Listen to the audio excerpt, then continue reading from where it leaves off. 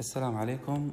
هذا تصوير سريع لتفتح زهرة الباشن فروت، واللي عادة ما تتفتح من بعد الساعة 10 الصباح يوميا.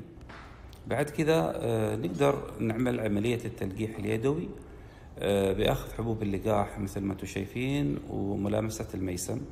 فيه طبعا 3 طرق ممكن نستخدم: نقطع القسم الذكري من تحت ونلامس فيه الميسم، أو نستخدم الفرشاة حقت التلوين، أو نستخدم أعواد الأذان العادية هذه مثل ما انتم شايفين.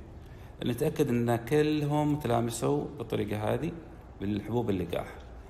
بعد كذا طبعا راح يكون تقفل مرة ثانية، نفس الزهرة تتقفل، وعادة ما يكون هذا الوقت الساعة تقريبا 8 المغرب لحد ما تتقفل تماما.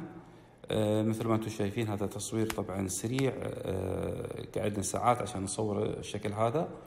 وبعد كذا نعرف كيف انها تلقحت عن طريق الازهار، نشوف اذا كانت كذا ذابله بالطريقه هذه او تكون بالطريقه هذه ثبتت وعقدت. يعطيكم العافيه.